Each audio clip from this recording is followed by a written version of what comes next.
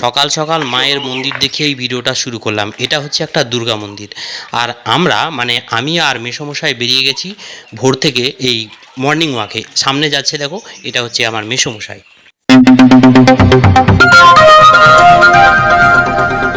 Good morning and welcome to my channel. আমার আজকের নতুন আরও একটা ভ্লগে তোমাদের অনেক অনেক ভালোবাসা আর স্বাগত। তো দেখো, আমি আর মেসোমশাই বেরিয়ে গিয়েছিলাম মর্নিং ওয়াকে। মেসোমশাই এখন চলে এসেছে একটা বাড়িতে, এখানে কিছু ছাগল পোষা ছিল, তো আমাকে দেখানোর জন্য এই বাড়িতে ঢুকলো। আর এই দেখো, বেশ কয়েকটা ছাগল পোষা আছে, আমাকে সেটা দেখাচ্ছে, দেখতে পাচ্ছ। আর এখন চলে এসেছি আমরা মাঠের মধ্যে।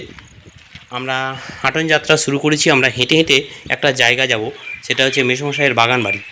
তো সেখানে কিছু ফুল তুলে আনবো আর কি। মেসোমশাই বললো যে চল আমার সাথে আয়, একটু ঘুরে আসবি। তো ওই জন্য চলে এসেছি। এই দেখো, মেসোমশাইয়ের বাগান বাড়িতে এখন চলে এসেছি। মেসোমশাই বাইরের গেটটা খুলছে, আমরা এখন ভিতরে প্রবেশ। আজকের ভিডিওটা হচ্ছে খুব ছোট্ট একটা ভিডিও বন্ধুরা, তোমাদের কাছে অনুরোধ রইল ভিডিওটা স্কিপ না করে পুরোটা দেখো।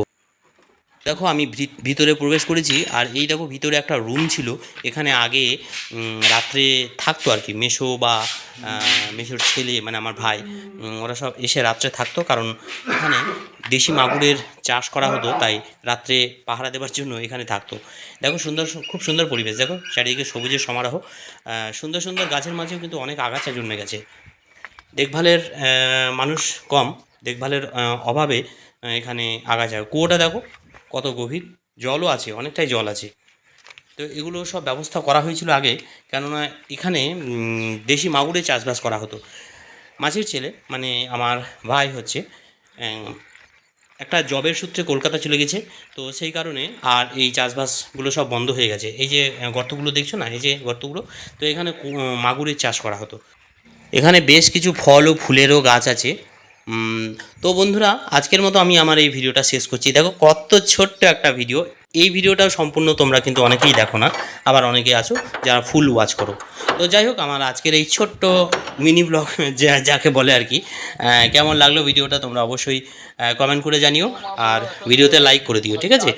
নতুন বন্ধুরা আমার চ্যানেলে যারা এখনও নতুন হয়ে আছো, অবশ্যই চ্যানেলটাকে সাবস্ক্রাইব করে দিও, পাশে থাকা বেল বাটনটাকে অল করে রাখো আমার এই ধরনের ভিডিওগুলো পাওয়ার জন্য। চলো, আজকের মতো ভিডিওটা এখানেই শেষ করি। সবাই ভালো থেকো, সুস্থ থেকো, টাটা।